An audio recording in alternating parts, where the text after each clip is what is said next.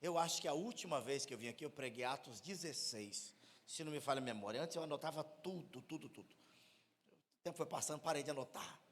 Eu acho que eu preguei Atos 16. Hoje eu vou pregar Atos 3.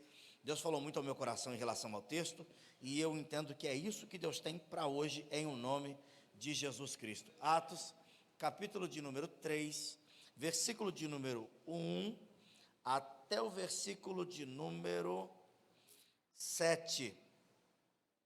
Glória a Deus. Não, nós vamos até o 8, Tá o texto aqui, pastor? Tá aí? Você coloca para a gente, por favor, servo de Deus. Eu quero ler junto com a igreja. Atos, capítulo de número 3, versículo de número 1. Nós vamos ler até o versículo 8. Eu pedi para você abrir tua Bíblia, amém? Você está com a Bíblia aberta aí. Só que eu sei que você tem uma versão, ele outra, ela outra. Se eu pedir para você ler comigo na sua versão é diferente da dele, a dele é diferente da dela. E aí nós vamos embolar um pouquinho. Eu sempre gosto muito dessa leitura. Em qualquer lugar que eu vou pregar, eu faço isso. Isso é regra minha. Eu gosto que a igreja leia junto, para a glória de Cristo. E depois da leitura, nós vamos ler. Eu leio um versículo, você outro. Eu outro, você outro. Nós vamos até o versículo 8. Quando terminarmos de ler o versículo 8, o pessoal que estava lá no congresso já deixou a Bíblia. Falou, já sei o que vai ser. Quando eu terminar o 8, meu irmão, você vai deixar a Bíblia na cadeira. E vai por pelo menos, uns 30 segundos, fazer muito barulho, batendo palma, gritando, dando glória a Deus. Pastor, se assoviar, pode, deve, assovia, dê glória, nós vamos fazer barulho. E não fique escandalizado não, que eu vou explicar daqui a pouco. Tá? Atos, capítulo 3, versículo de número 1 a seguir. Certo dia de tarde, Pedro e João estavam indo ao templo para a oração das 3 horas. Versículo 2.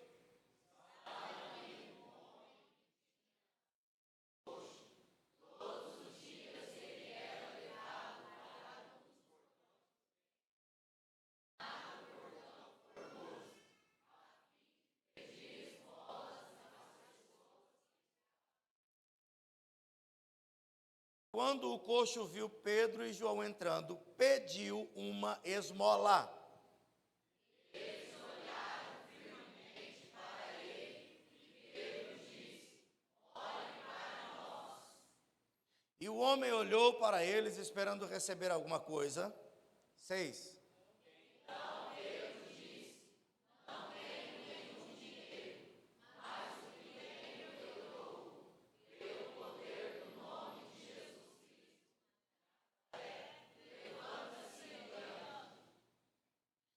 Em seguida, Pedro pegou a mão direita do homem e o ajudou a se levantar. E no mesmo instante, os pés e os tornozelos dele ficaram firmes. 8 e último. Então ele deu um pulo, ficou de pé e começou a andar.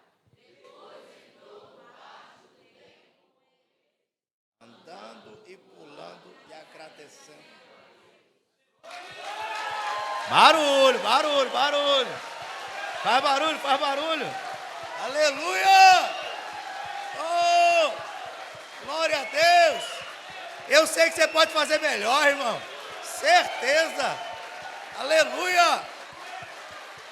Glória a Deus! Exaltado seja o nome do Senhor. Aleluia!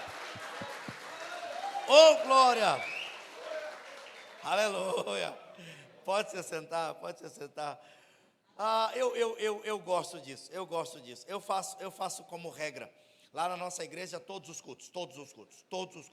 Nós lemos a palavra e nós celebramos a Deus pela leitura da palavra. Porque a palavra é maior do que o pregador. Porque às vezes você se identifica com o pregador e tem algo no decorrer da mensagem que o pregador fala, e isso mexe com você, e você, oh glória, aleluia, e tem aquele momento que às vezes você pega um trecho da mensagem e quando aplica ela para você, o povo, oh glória! Aí você está dando glória a Deus porque se identificou com a palavra, com o estilo do pregador, com a eloquência do pregador, e você está dando glória a Deus. Nossa, que bênção, olha como ele foi usado. A gente bate palma. Aqui na leitura, e nós aplaudimos ao Senhor e celebramos, a gente está deixando bem claro, a palavra é maior do que quem vai pregar. Nós aplaudimos ao Senhor pela palavra, que não falha, não erra, não volta vazia. A palavra é digna de toda a aceitação. Como diz o pastor Oswaldo, ele pega o microfone e diz: a palavra é inerrante, inerrupta, imutável, inabalável. E é verdade. Então por isso nós celebramos a Deus pelo privilégio de podermos nos reunir e ler a palavra. Eu amo Bíblia, amo Bíblia. Amo Bíblia. Meu irmão, não tem como alguém dizer que é cristão se não ama a palavra de Deus. Palavra. Até quando Cristo foi tentado no deserto, em Mateus capítulo de número 4, quando o diabo diz: olha, se você está com fome, ordena que essa pedra vire pão. Mateus 4,4, Jesus disse: nem só de pão viverá o homem, mas de toda a palavra que sai da boca de Deus. Livro dos Salmos, número 1, verso de número 1 a seguir diz: bem-aventurado o homem que não anda segundo o conselho dos ímpios, nem se detém no caminho dos pecadores, antes tem o teu prazer na lei, palavra do Senhor, e nela medita de dia e de noite, de dia e de noite, de dia e de noite. Este que medita na palavra de dia e de noite é como árvore plantada junto a ribeiros de água, e na estação própria dá seu fruto, suas folhas não murcham, e tudo o que ele fizer prosperará. Salmos de número 119, verso 105, ele diz: lâmpada para os meus pés é a tua palavra, e luz para os meus caminhos. Palavra.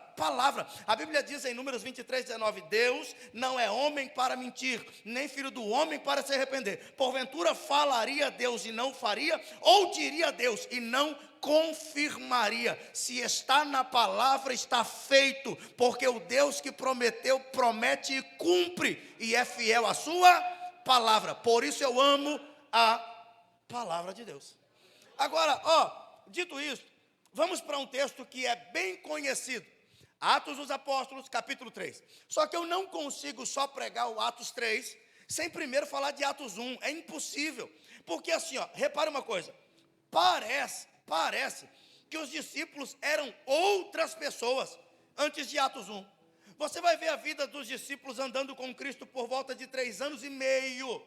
3 anos e meio, e vira e mexe, Jesus tinha que repreendê-los, chamar atenção.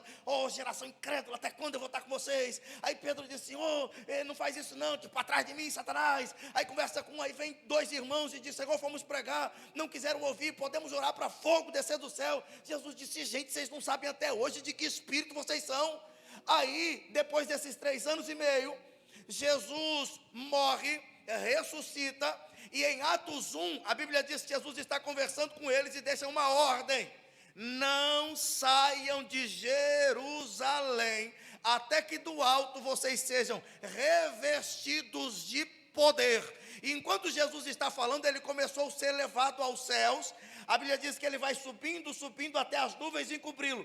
Quando eles estão olhando para cima e Jesus é coberto pelas nuvens, aparece um anjo e diz: por que vocês estão olhando para cima? Esse mesmo Jesus, e do mesmo jeito que ele subiu, ele vai voltar. E essa é a promessa que Deus tem para a igreja: um dia ele vai voltar para arrebatar a tua igreja. E glória a Deus por isso.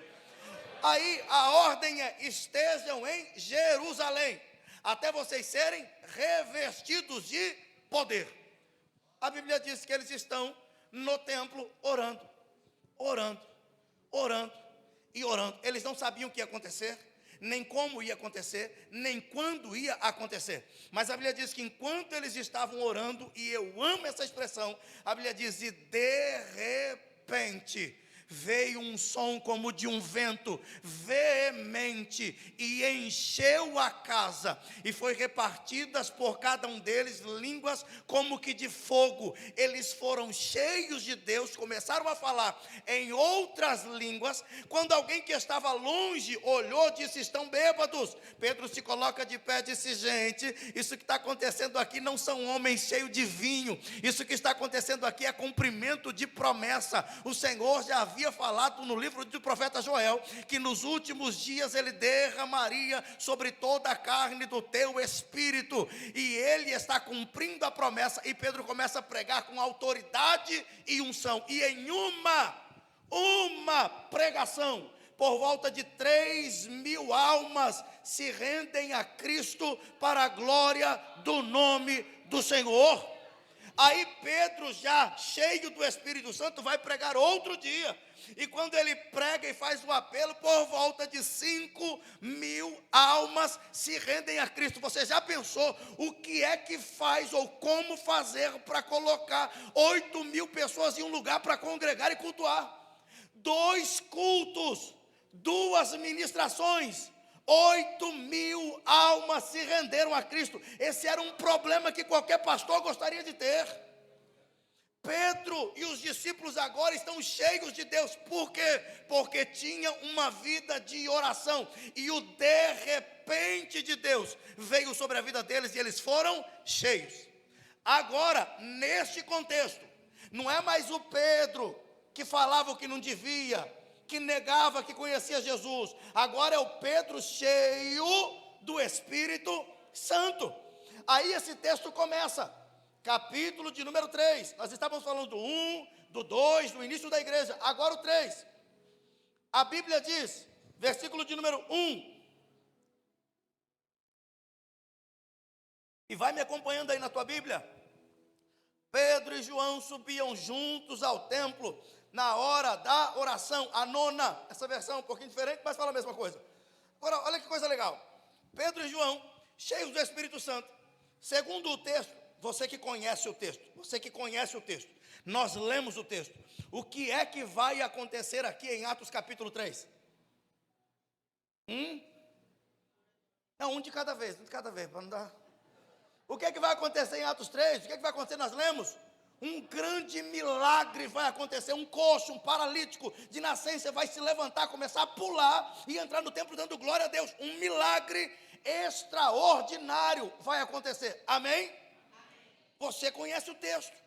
Nós conhecemos o texto. O Pedro não leu o texto. O Pedro não tinha lido o texto. Ele não sabia o que ia acontecer. Pedro estava indo no templo para quê? Para orar só. Ele sai de casa com um propósito: vamos ao templo orar. E eu gosto quando a Bíblia diz: Pedro e João subiam juntos ao templo para orar. Eu gosto de ver que Pedro e João eram parceiros de oração. Você já reparou uma coisa? O quão difícil é, até na igreja, termos parceiros de oração, pessoas que estão sempre dispostas a orar conosco pelas nossas causas e os nossos problemas.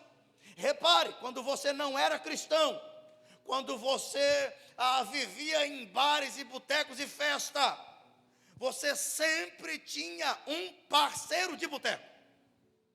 Eu falava assim: rapaz, hoje eu não vou beber não, estou sem nada. Ele dizia: epa, hoje eu pago. Não era assim?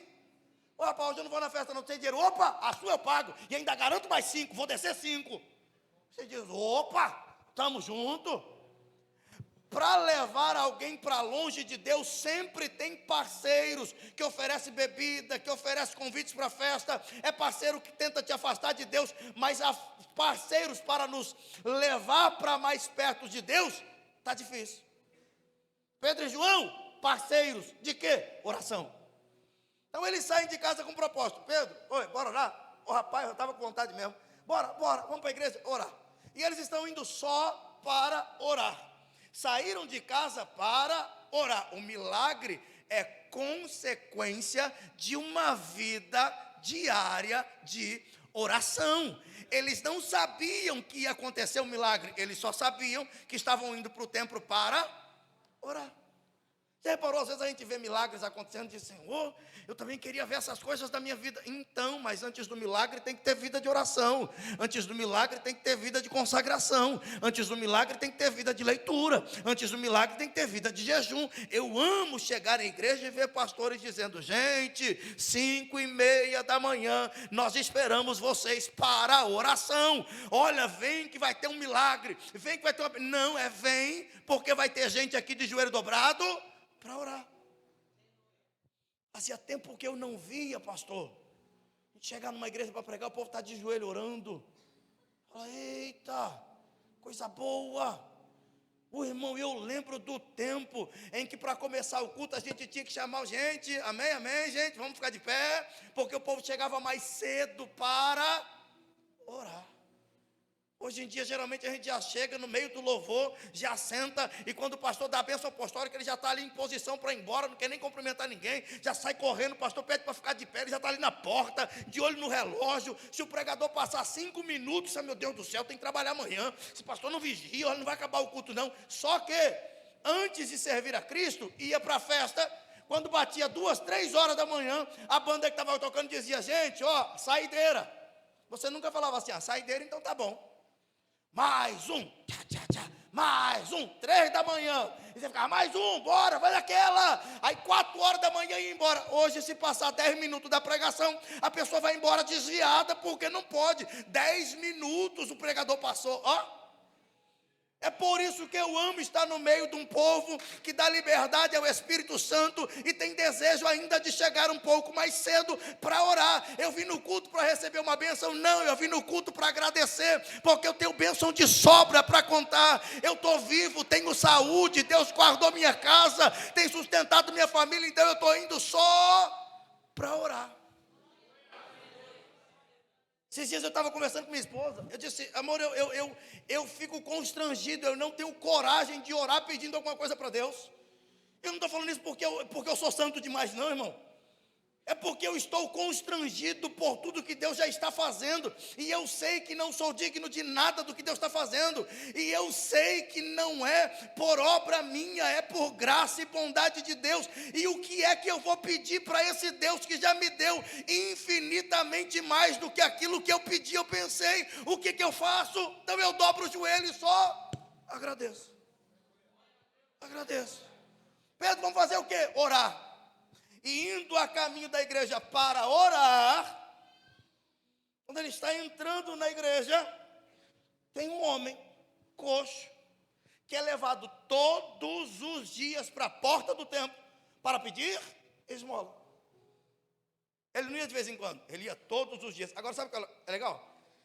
Eu não faço ideia quem levou esse homem. O texto não diz.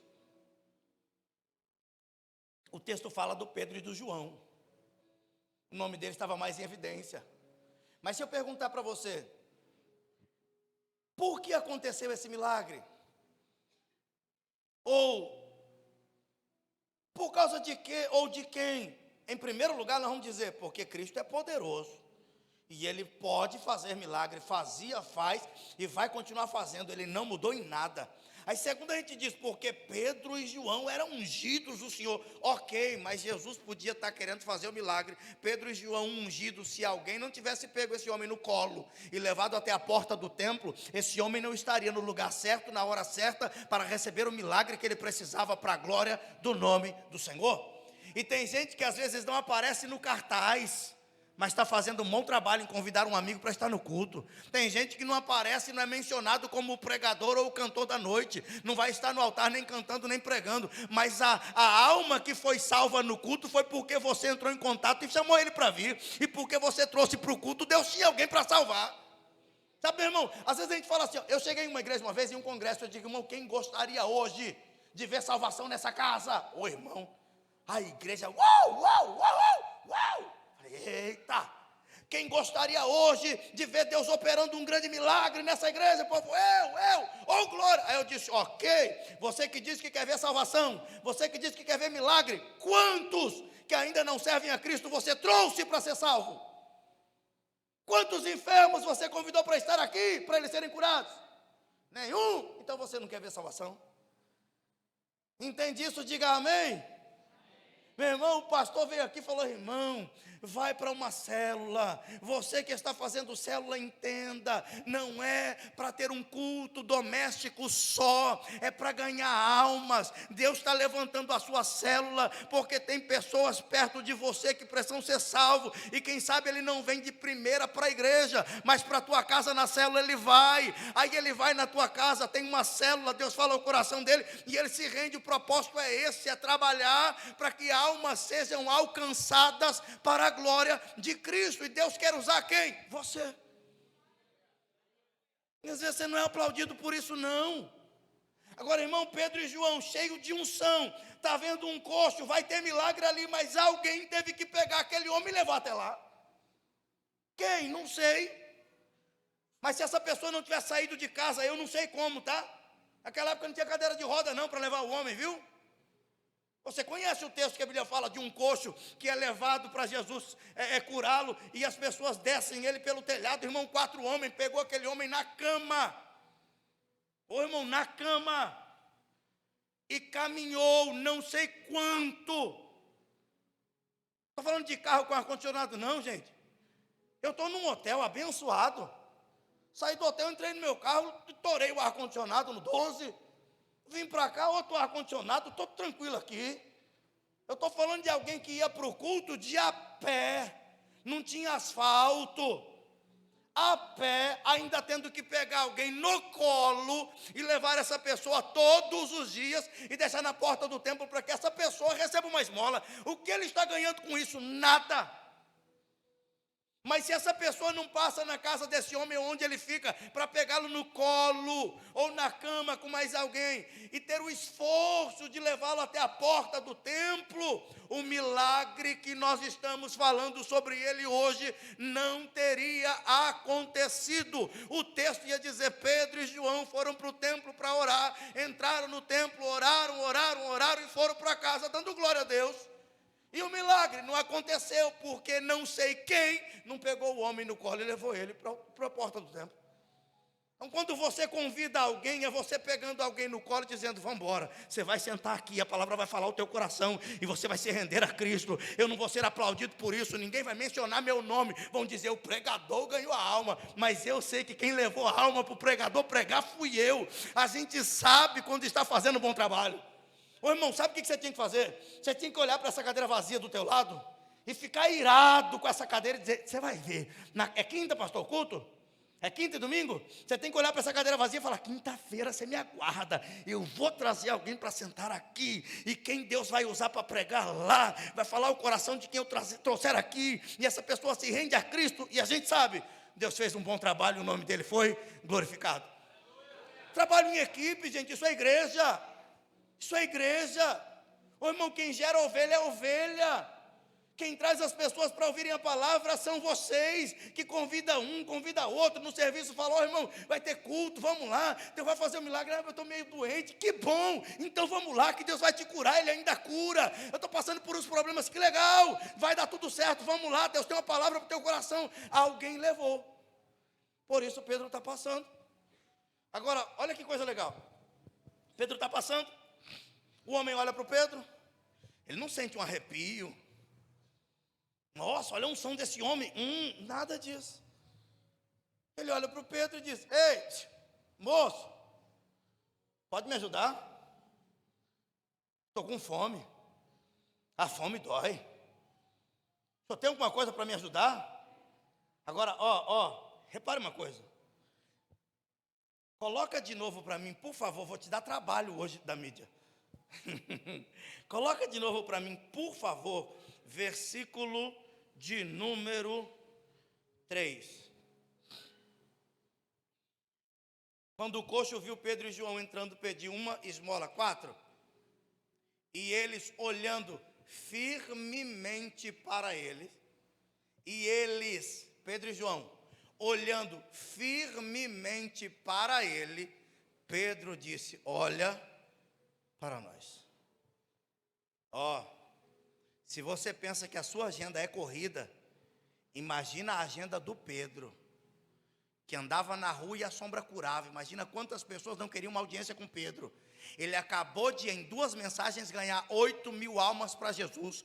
Glória a Deus, 8.000 almas, mas também são 8.000 pessoas com problemas no casamento, problema na família, e Pedro tendo que ir lá, meu Deus do céu, vai dar tudo certo. Imagina a correria do Pedro, se você pensa que tua vida é corrida. Imagina como é que era a correria do Pedro, a agenda do Pedro. Só que Pedro, que tinha uma agenda muito mais atarefada do que a sua, está passando no templo e tem um coxo. Eu não estou falando do prefeito, do vereador, do deputado, eu estou falando de um coxo, um mendigo, na porta do templo dizendo: ei, me ajuda. E a Bíblia diz, e Pedro e João param tudo que eles estão fazendo e começam a olhar para aquele homem firmemente, ou seja, agora toda a minha atenção está em você. Eu parei a minha agenda para te atender. Eu parei a minha correria para dar o meu tempo para você.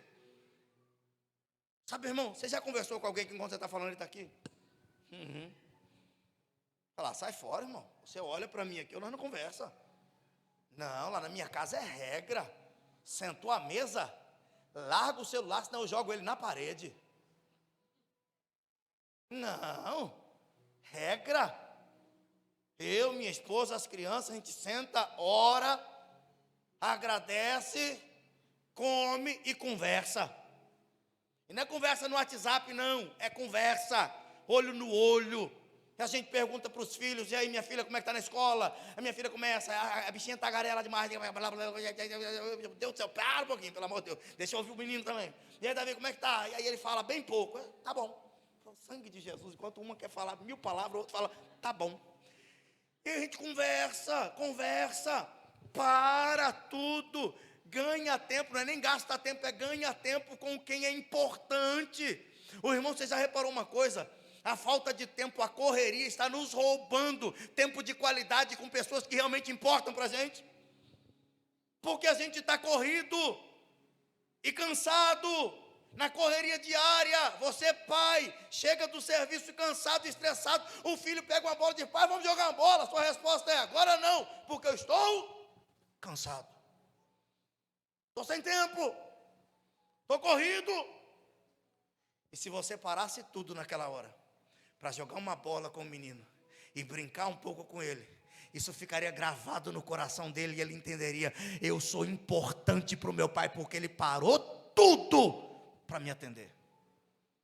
Eu estou falando de alguém que parou tudo para atender um mendigo, que não tinha nada para lhe dar em troca. E às vezes a gente não consegue parar para ouvir a esposa, não consegue parar para atender o marido, não consegue parar para ouvir os filhos, não consegue parar para passear um pouco com a nossa casa e família, porque a falta de tempo está nos roubando tempo que deveria ser tempos de qualidade. Mas geralmente a nossa resposta é: estou corrido, ou estou sem dinheiro. A maior desculpa é: estou sem dinheiro. Meu irmão, eu ensino na nossa igreja e falo: gente, eu nunca precisei de dinheiro para sair com minha esposa e meus filhos. Não, irmão, quando a gente tinha alguma coisinha, eu pegava um dinheiro que dava para comprar uma casquinha para mim, uma casquinha para o meu filho, uma casquinha para minha filha. Nós ia para a praça, eu ficava jogando bola com o meu guri, depois jogava vôlei com minha menina, e a gente sentava ali, e eu levava meu tereré, de repente eu pagava um sorvete para eles. Aí meu filho ia para casa, porque todo dia para o meu filho era o melhor dia da vida dele. Ele teve uma fase da vida dele que tudo que a gente fazia com ele, ele falava: pai, hoje foi o melhor dia da minha vida. A gente ia para a praça. O que eu gastei? R$10. 5 com sorvete para ele e 5 com sorvete para ela. Mas aí nós fomos jogar bola, fomos jogar vôlei, fomos correr. Aí tomei tereré, conversamos, brincamos. Aí quando entra no carro para ir embora, ele fala: pai, hoje foi o melhor dia da minha vida. Minha filha começava a rir e dizia: amanhã vai ser o melhor dia da vida dele de novo. Mas essas coisas foram ficando gravadas no coração dele e dela. Eu às vezes estava em casa orando, e Deus falava ao meu coração: tua filha está lá fora do quarto, para de orar e vai brincar um pouco com ela. Eu saía da oração, deixava meu sermão, depois eu faço. Aí eu ia na minha filha: filha, vamos brincar de alguma coisa? Aí ela: o senhor quer um chazinho? Eu dizia: quero. Aí ela pegava as coisinhas dela e fazia que estava fazendo um chá. Ela tinha um negocinho assim que era de bater, tec, tec, tec, tec, tec. para falar o valor das coisas. Aí ela fingia que ela tinha um mercadinho, aí eu ia lá comprar as coisas do mercadinho dela, depois sentava para tomar um chá, ela me dava chá, você quer um bolo? Eu quero um bolo. Aí ela arrumava um trenzinho de terra, dizia, toma, eu digo, olha que coisa boa. Aí ela trazia as bonecas dela toda descabelada para mim, dizia, pai, me ajuda a arrumar o cabelo da boneca. Eu dizia, meu Deus do céu, bora rapar, minha filha, o cabelo. Ela disse, não pode, eu digo, bora pentear. Aí vai pentear, tempo de qualidade. Depois que eu gastava meu tempo com a minha filha, eu voltava para o quarto para orar e para preparar o meu sermão. E eu não estou dizendo que minha filha ou minha esposa é melhor ou mais importante do que Deus. Eu entendo que tem um tempo para todas as coisas. Eu tenho meu tempo com Deus, mas eu preciso ter meu tempo com a minha esposa, meu tempo com minha filha, meu tempo com meu filho. Eu preciso ter meu tempo comigo. Tempo. E quando eu prego esse texto, eu nem falo sobre isso. Mas hoje Deus me direcionou para isso. E ai, irmão, eu acredito que Deus está falando com alguém aqui. Ai, eu não sou maluco. Sabe, irmão, a nossa falta de tempo, às vezes você está tão corrido que não consegue ter tempo para quem é mais importante, Deus. E aí antigamente, que você começou a fé, você tinha tempo de oração, você tinha tempo de leitura. Aí você na oração orava e pedia uma porta aberta. Aí Deus abriu a porta e parece que essa porta te afastou daquele que abriu a porta para você. Porque a porta foi aberta e agora você está trabalhando tanto que não tem mais tempo para falar com aquele que te abriu a porta. Diz, pastor, se eu veio lá de Cuiabá para lhe dar uma paulada dessa, o pastor me deu liberdade. Ele disse, pastor é meu amigo. Eu digo, então nós somos amigos, nós vamos falar o que Deus mandou. E pronto, pastor é a benção. Ele vai lá também e prega do jeito que Deus manda, o que Deus fala, e o povo ama ele lá, e glória a Deus por isso, meu irmão. Tem que falar o que Deus manda, e a gente fica feliz com isso. Sabe, irmão? E olha que coisa legal. Pedro está passando e o camarada diz, me dá dinheiro. Aí Pedro diz, ei, olha para nós. O homem olha, e a Bíblia diz, esperando receber alguma coisa. Pedro olha para ele, e Pedro é sincero. E ele diz, eu não tenho nem ouro e nem prata. Nessa versão diz, eu não tenho nenhum dinheiro. Agora, imagina a cara de decepção do homem, que pediu dinheiro, ouvindo quem está na frente dele, dizendo, tudo que eu não tenho é dinheiro. Me dá um dinheiro? Eu disse, não tenho dinheiro. Mas o que eu tenho, isto eu te dou. Em nome de Jesus Cristo, levanta e anda. Esse texto para mim é tão fantástico, eu não sei, meu irmão, mas isso mexe tanto comigo. Em primeiro lugar, a sinceridade de Pedro de dizer o que ele tem, o que ele não tem, acabou. Irmão, eu ando doido de ouvir algumas coisas hoje em dia. É uns bandos de vídeo de pregador daqui, de lá, que chega no WhatsApp da gente. Eu fico vendo uns pregadores, irmão, que ele pega o microfone na mão para pregar e começa, ai. Eita, vou cair, Senhor, maneira aí. Muita unção. Ai, quanto poder. Ai, vou cair. Quem está sentindo o que eu estou sentindo, ai.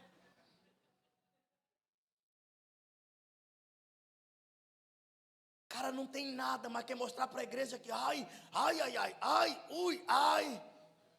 eu vejo uns camaradas que pegam o microfone, irmãos, antes de eu estar aqui, eu fiquei 21 dias no monte em oração, eu fiquei 21 dias no propósito, fazendo não sei o que lá, e eu fiquei não sei quanto tempo que eu subi desse monte. Oi, meu irmão, quem ora, não precisa falar que ora, quando ele abrir a boca, quem está o ouvindo diz, esse cara ora, porque isso vem de Deus, essa graça que a gente está sentindo, é de alguém que ora. Eu não preciso dizer que eu fui para o monte. Eu não preciso dizer, olha gente, antes de eu vir aqui, tá? Eu fiz um propósito da minha casa, entrei para o meu quarto, fiquei lá não sei quanto tempo em oração, para quê? O que eu tenho, eu tenho, o que eu não tenho, eu não tenho. E tem coisa que eu nem preciso falar, mesmo que eu tenha. Mas aquele homem pede, me dá dinheiro, Pedro diz, você é sincero, não tenho. Ô, irmão, o que tem de gente fingindo que tem o que nunca teve? Hoje em dia tudo é instagramável.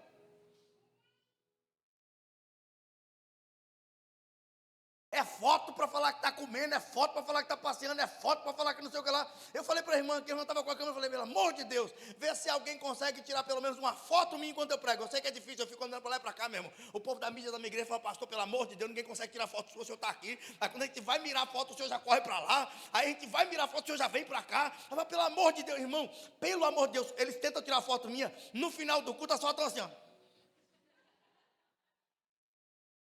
Apaga tudo que eu não quero dizer, não. Pelo amor de Deus. Mas, irmão, é uns negócios, a pessoa está brigada.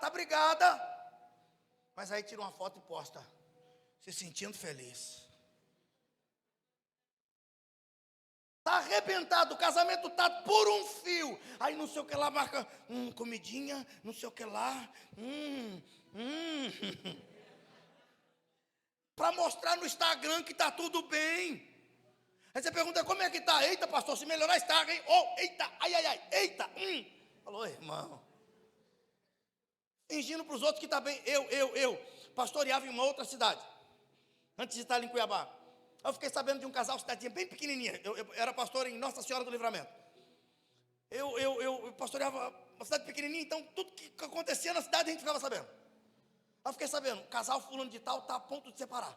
Os vizinhos disseram que estava uma gritaria e picuda no cachorro, e gritaria, e um piseiro lá. Eu digo, irmão, vamos lá. Falei para minha esposa, amor, vamos lá, vamos. Aí cheguei na casa do casal, e aí, gente? Eu com meu tereré, que onde eu estou, meu tereré está junto. Aí eu fui com meu tereré, a Bíblia debaixo do braço. Aí, irmão, como é que vocês estão? Bênção, pastor. Aí eu entrei na casa deles. Eu falei, ei, varão, como é que você está? Ele disse, eita, pastor, bênção pura, hein? Dando glória, hein? Aí mostrou para mim ali, ó, a Bíblia está aberta, estava até estudando. Falei, que legal. Aí esperei ele sentar, falei, mas assim, como é que está o casamento? Ele falou, bem, não é, amor? A esposa assim, ó.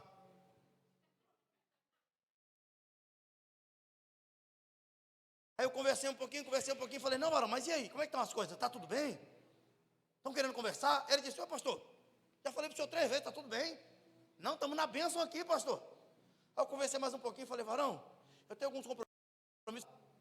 Aí levantei, quando eu cheguei no portão, minha esposa falou, você não vai falar nada? Eu falei, não. Enquanto eles não tiverem coragem de abrir o coração e dizer que estão mal e precisam de ajuda, eu não tenho direito de falar. Eu estou sabendo que vocês estão brigados. Não é assim que funciona. Eu estou perguntando se está bem. Ele está mal e está mentindo, dizendo que está bem, que se melhorar estraga. Eu vou fazer o quê? Eu tenho dinheiro. Pedro podia dizer, rapaz, é porque o aplicativo falhou aqui. Mas rapaz, dinheiro é o que eu tenho na conta, hein? Mas você vai ver, outro dia eu te mando um Pix. Não, Pedro diz, gente, não tenho. Aí sabe o que eu acho legal? Quando Pedro diz, eu não tenho dinheiro. Imagina, o cara fazendo assim, ó. Quando ele abaixa a cabeça, Pedro diz, não terminei, olha para mim. Aí o homem olha e diz, eu não tenho dinheiro, mas eu tenho algo que é melhor do que dinheiro. Eu tenho o poder do nome de Jesus, que pode fazer por você o que dinheiro não faz. E não por dinheiro, mas em nome de Jesus. Levanta e anda. Sabe o que eu acho legal? O homem pede o que ele quer para saciar a tua necessidade momentânea. E Pedro oferece o que ele tem para mudar a história de uma vez por todas daquele homem. O nosso grande problema é que a Bíblia diz que a gente pede e não recebe porque mal, meu irmão, nem para pedir a gente presta. Não, estou falando verdade. Nem pedir a gente sabe.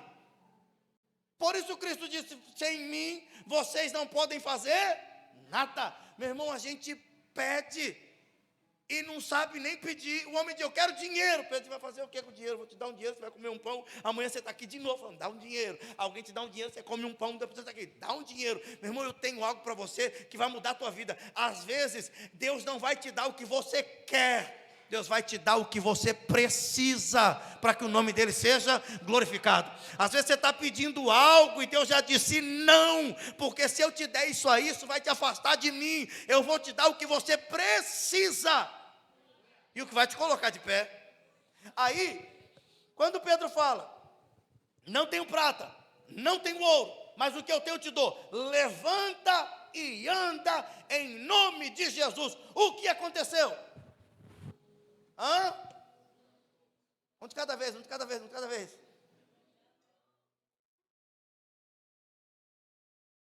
Olha que coisa boa. Olha que coisa boa. E não é pegadinha. Mas sim, ele deu um pulo. Ele andou. Mas espera aí. Imagina a cena. Eu não tenho ouro, não tenho prata, mas o que eu tenho eu te dou. Levanta! O homem fez o quê? Nada. Coloca o texto para mim, por favor, homem de Deus. Não tenho nenhum dinheiro, mas o que eu tenho eu te dou. Em nome de Jesus de Nazaré, levanta e anda. Ponto final. A ordem foi dada. Levanta! Pode ir mais um. E em seguida, Pedro pegou a mão direita do homem e o ajudou a levantar. E no mesmo instante, os pés e tornozelos dele ficaram firmes. Na minha versão diz, e o tomou pela mão e o colocou de pé. Levanta e anda. O cara é coxo, nunca andou. Ele está aqui, ó. Como? Levanta. Nem sei como fazer isso. Pedro podia falar, seu homem de pequena fé, carnal. Mas não, Pedro tem paciência para se abaixar. Firma aqui. Pronto? No 3. 1, 2. Tá, bora. Ai, vai dar certo. Vai. Eita. Imagina as pernas estalando. Eu rompi o tendão do bíceps. Treinando. Rompi meu tendão. Fiquei 30 dias aqui. Tem um monte de vídeo meu pregando assim. Operei, correndo o risco de ficar com a mão parada, Deus foi bom. Operei 30 dias aqui. 30 dias. Quando tirei a tipóia, eu tenho uma bica de uma marca aqui, ó, parecendo um Z do Zorro aqui, de fora a fora aqui. Quando eu tirei a tipóia, eu fui fazer fisioterapia. Meu irmão, a mulher me mandava fazer isso aqui. Ela coloca a mão assim, aí vai subindo aos poucos, para esticar. Meu irmão, que dor para esticar o braço.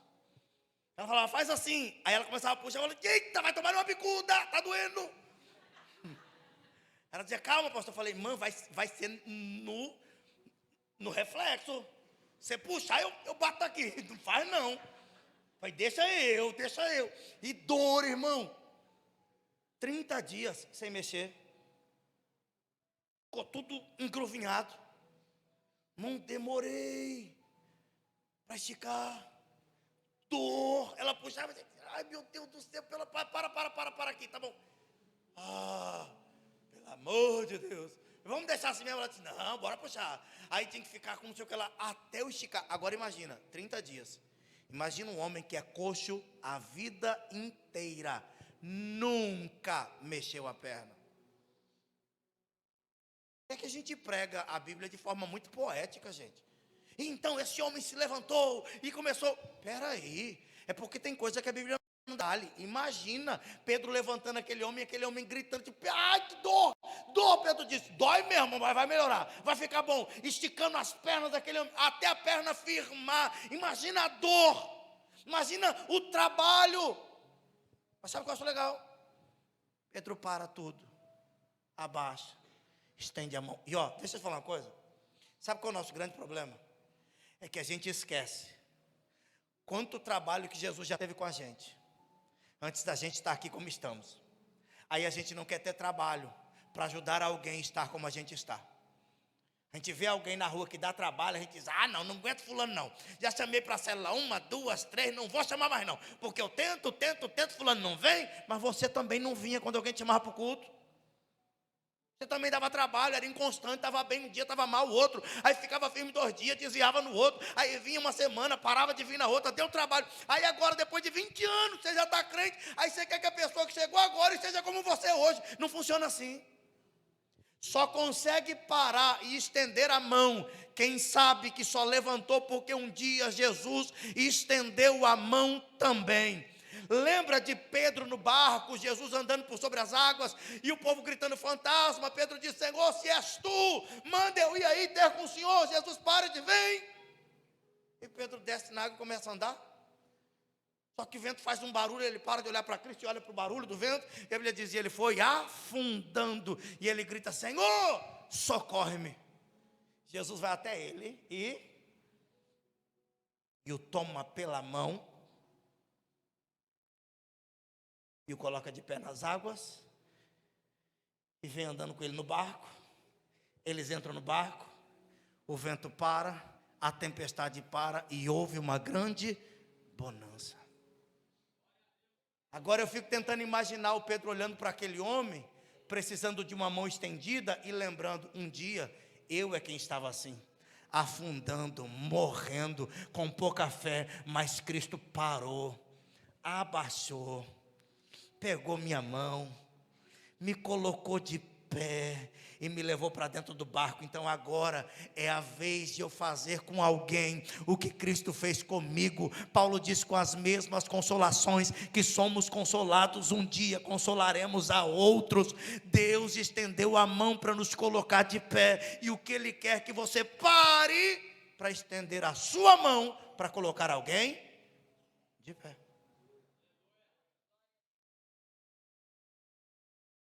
Quando ele levanta o homem, porque às vezes falta isso. Ô irmão, eu não sei, mas parece que a pandemia nos roubou algumas coisas. No tempo da pandemia era tudo aqui, ó. Paz. Antes da pandemia o povo abraçava. Como é que você está? Eita, varão, abençoado. E aí minha irmã abraçava. Aí a outra irmã via outra, que bom. Aí chegou a pandemia. Paz. Isso quando começamos a fazer assim. Antes era só aqui. Distância. Aí nós fomos aprendendo a ficar em distância. E no máximo isso aqui. Paz. Fomos perdendo a essência do abraço. E rapaz, Deus abençoe. Como você é bênção. E às vezes tem gente que tudo que precisa é de um abraço, um toque. A Bíblia fala de um homem leproso que vai até Cristo e se prostra. Senhor, se o Senhor quiser, o Senhor pode me purificar. A Bíblia diz, Jesus olhando para ele diz, eu quero. E tocando nele. Meu irmão, ninguém queria tocar aquele homem. Ele estava leproso. A carne toda purulenta. Quem toca num leproso se torna impuro. Todo mundo ao vê-lo diz, eita, não toca em mim. O homem está acostumado com alguém dizendo, não toca em mim. Ei, não toca em mim. Aí ele se prostra de longe, porque ele pensa, Jesus também não quer que eu toque nele. Senhor, me limpa. Jesus vai até ele e diz, ei, não só te limpo, mas como eu também te toco. E porque quando eu toco no leproso, eu não me torno imundo.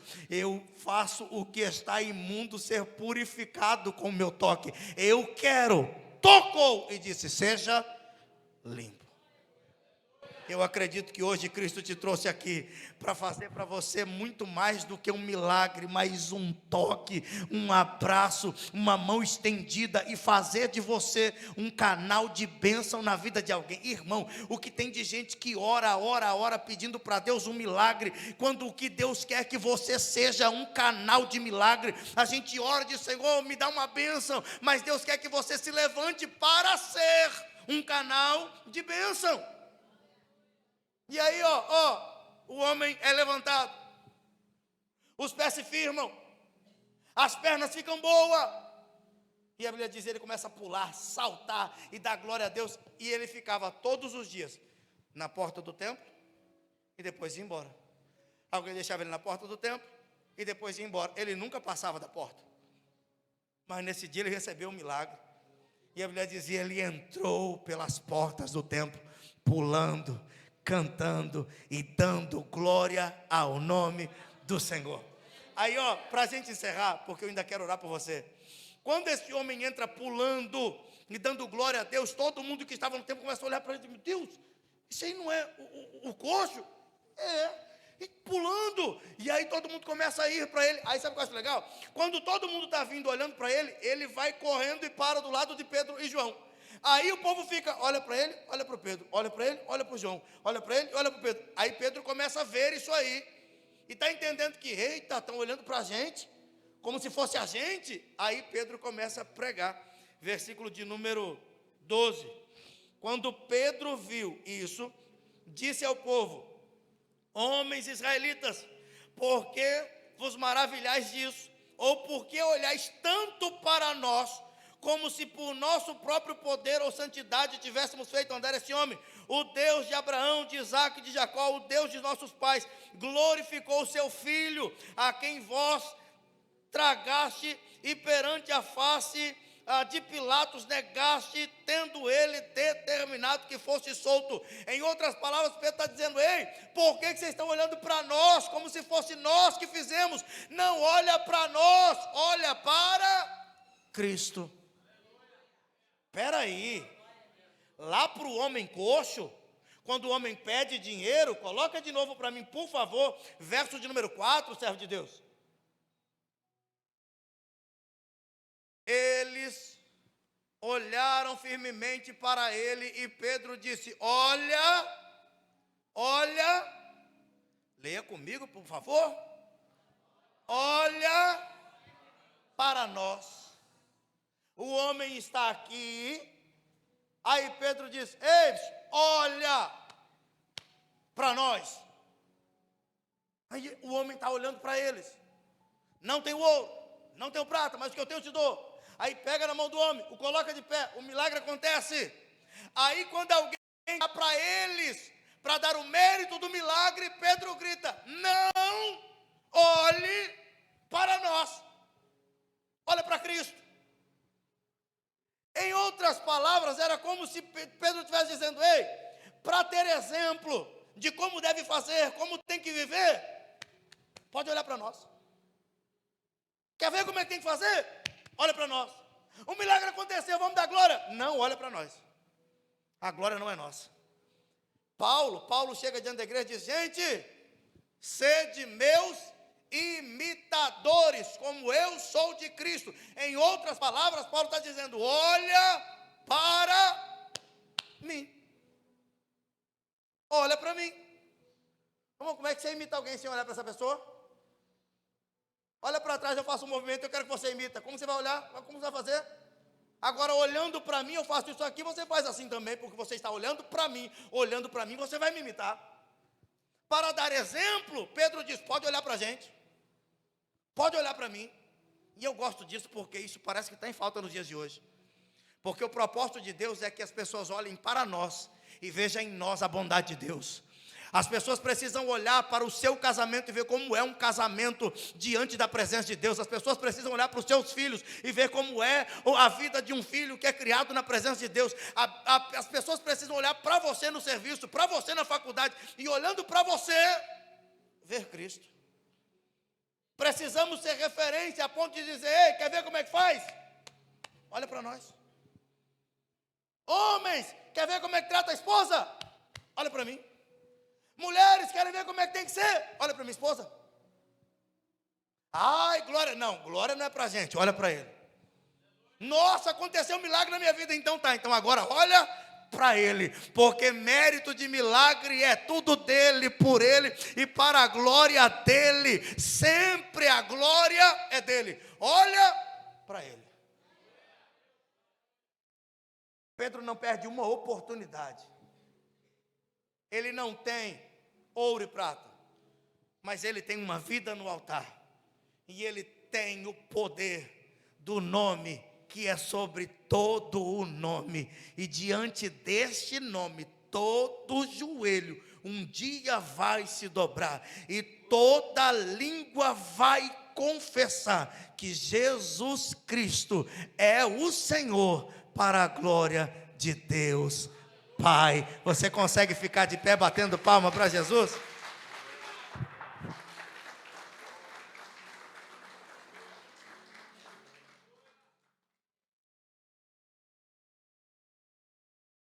Eu espero que você saia desse culto hoje gastando tempo com o que realmente é importante. Em primeiro lugar, ganhe tempo. Invista seu tempo com Deus. Que não consegue ter tempo de oração mais. Você está trabalhando, aí sai do serviço, faz um bico, sai do bico, faz outro bico, aí sai desse bico, termina outro bico. Você está pior do que o pai do Cris, que tinha 3 empregos, né? Ou era 2? 2 empregos, né? Teve um episódio que ele arrumou o 3º emprego. Você está pior que o pai do Cris. E corre, pastor. Não, mas é porque a vida é assim, né, pastor? Tem que ganhar dinheiro, né? Ok. Eu não estou dizendo que você não tem que pensar nessas coisas, mas isso não pode ser prioridade. Se você tem tempo para tanta coisa, mas não tem tempo para Deus, tua vida está desorganizada, porque você não está tendo tempo para quem é mais importante. E se você tem tempo para Deus, no seu tempo com Deus, Deus te faz entender que você precisa ter tempo com a sua esposa e com seus filhos. Tempo. Irmão, tem filho que não gasta mais tempo na casa dos pais para tomar um café.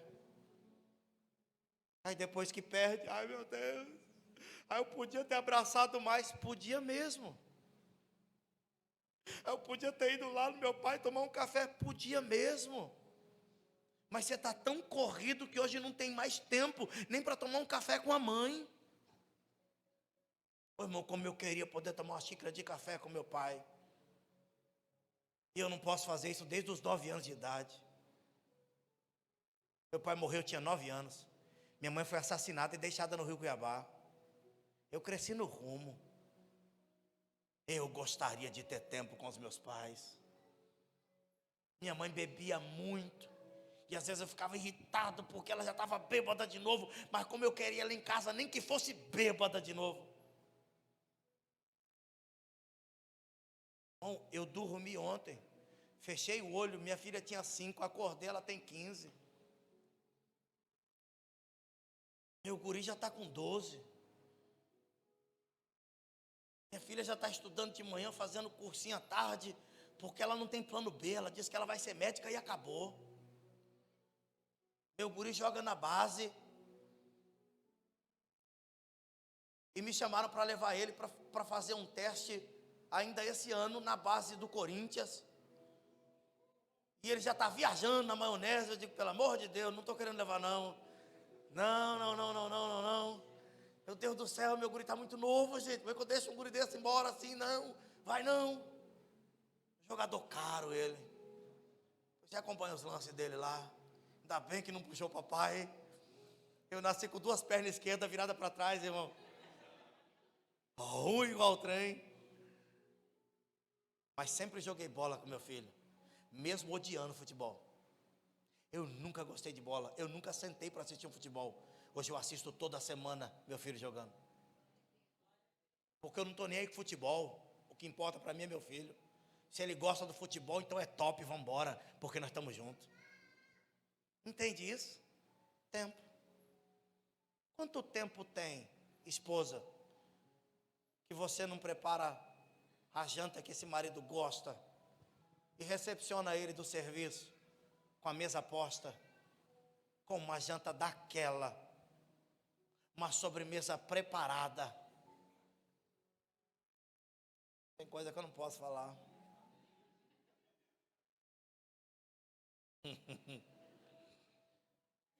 Aí a mãe dizia que para um bom entendedor um pingo é letra. Não, pastor, estou muito corrida, cuidando dessas crianças, pastor, correndo com as crianças e limpando casa. E aí, porque você está tão corrida, você perdeu o tempo para a pessoa mais importante, que é teu marido. Aí você fica correndo e não consegue ter tempo com a esposa. E eu nem vim pregar para casais. Me chamam. Próximo culto de casais eu venho. Eu não tenho ouro nem prata, mas o que eu tenho, eu te dou. Tem gente precisando disso aqui, ó.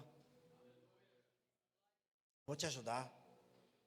Tem gente que só precisa que você pare para ouvir o problema dele, o problema dela, e só que você responda assim: vou orar com você. Isso já vai ajudar muito.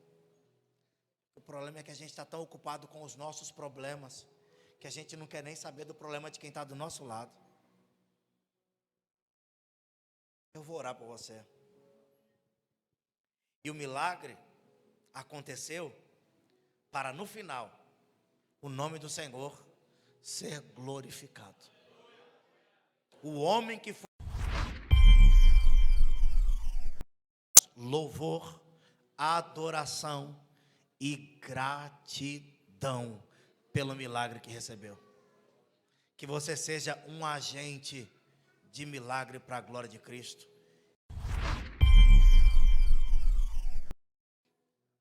Senhor Deus e Pai, em nome de Jesus, eu oro pelos meus irmãos. Peço que o Senhor os toque, desde o alto da cabeça até a planta dos teus pés.